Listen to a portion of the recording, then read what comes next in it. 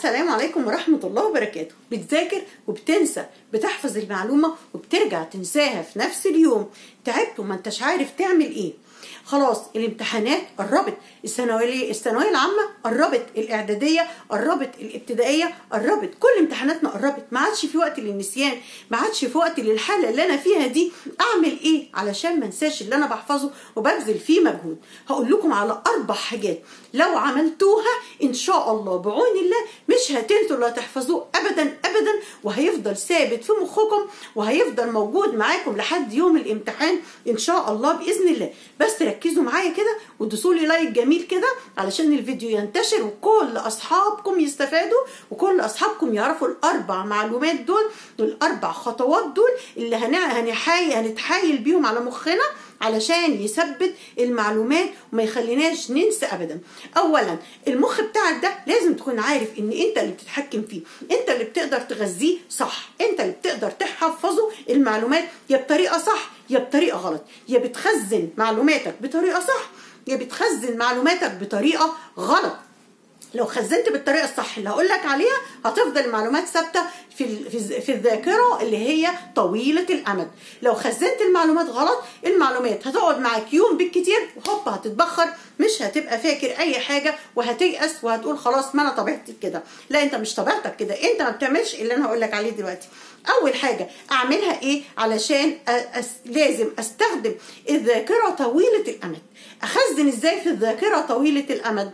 اول حاجه انك لازم تقسم المعلومات اللي عندكم. المخ ما بيقدرش يستوعب كميه كبيره من المعلومات مره واحده. انا لو بذاكر درس دراسات او درس جغرافيا، درس تاريخ، حاجه في الساينس بتتحفظ، حاجه في اللغه العربيه بتتحفظ، ما ينفعش ابدا ان انا احط لمخي معلومات كبيره جدا مره واحده طويله مره واحده. المخ احنا هنتحايل عليه.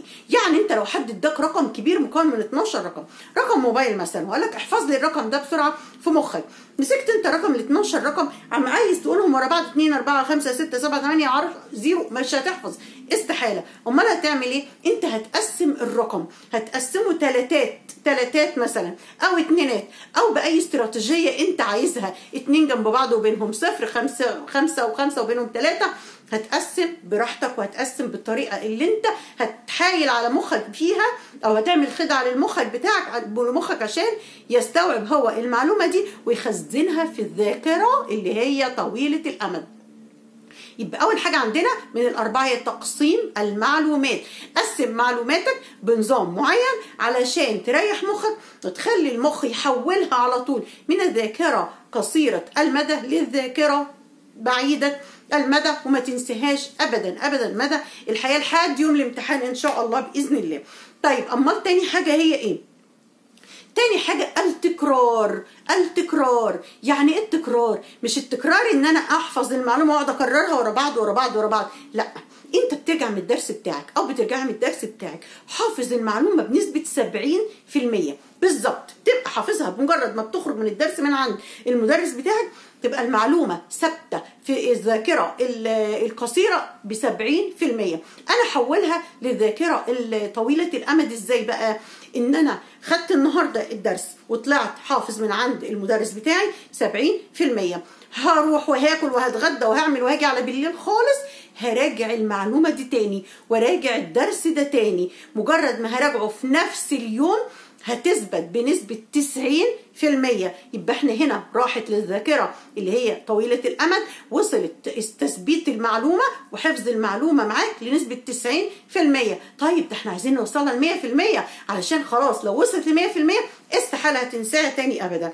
أوصلها ل100% ازاي؟ هعدي 3 أيام بالظبط، 3 أيام، ولازم ترجع للدرس ده اللي انت خدته من 3 أيام والمعلومات اللي انت عرفتها من 3 أيام تراجعها تاني.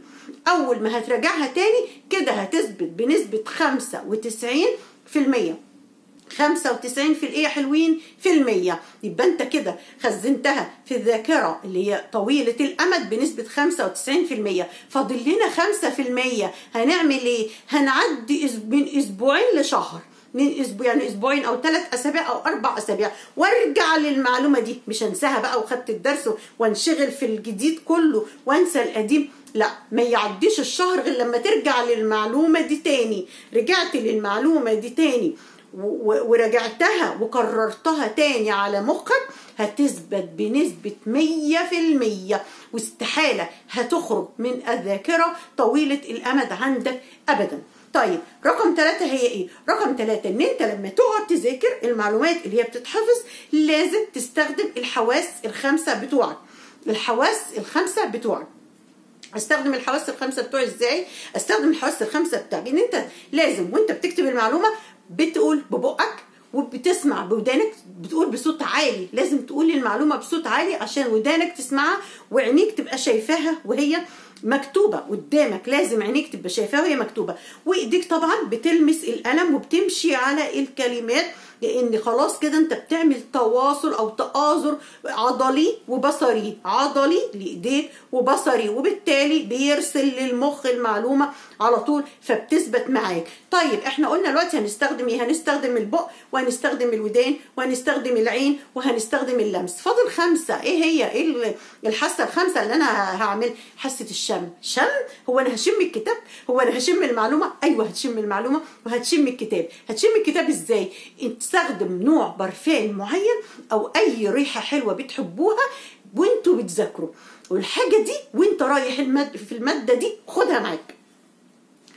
دي عن تجربة من واحدة قالت التجربة دي وفعلا كانت فعالة جدا جدا جدا. ثبت قدامك ريحة معينة، في استيكة كده بيبقى ليها ريحة فواكه، استخدم نوع ريحة واحدة بس منهم دايما تبقى معاك وانت بتذاكر المعلومة وتشمها. او بالنسبة للولاد ممكن برفان كده يكون نوعه هادي وكويس يبقى معاك دايما تحطه وانت بتذاكر المعلومة دي بالذات اللي انت مستصعبها قوي.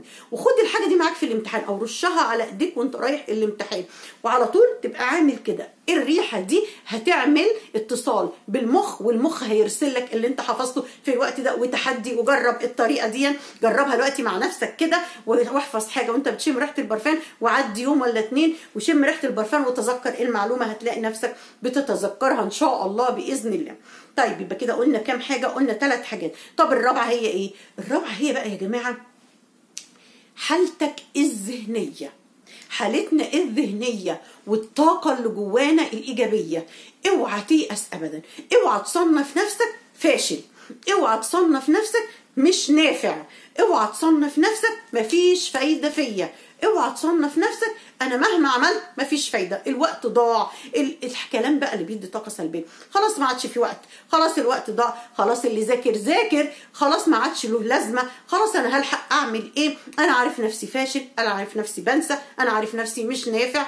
كل دي حاجات ذهنيه هتأثر عليك وهتخليك ابدا مش عارف تذاكر وابدا مش عارف تستوعب المعلومه. لكن مهم جدا انك تدي نفسك طاقه تقدر وتقول انا اقدر، انا استطيع، I can، فعلا انا استطيع اعمل الحاجه دي وانا اقدر اعمل الحاجه دي. يكون عندك قوه، يكون عندك عزيمه ان انت هتذاكر، ولو حتى يكون فاضل 2 شهر بس على الامتحانات انت تقدر تنحت الجبال، تقدر تنحت الصخر. انت لو عايز تعمل حاجه هتعملها، انت لو عايز تعملي حاجه هتعملي لها، انت لو في هدف عايز توصل له هتوصل له. لكن اهم حاجه العزيمه والاراده والقوه اللي انت هتديها لنفسك، وما تديش لمخك وعقلك كلام سلبي خالص خالص، لان العقل بياخد الكلام السلبي ده وما بيصدق يسمعه وينفذه ويطبقوا. اتمنى الفيديو يكون عجبكم وبالتوفيق والنجاح ليكم كلكم. تنسوش اللايك عشان يوصل لكل اصحابكم، والى اللقاء في فيديو قادم ونصايح اجمل واجمل. السلام عليكم.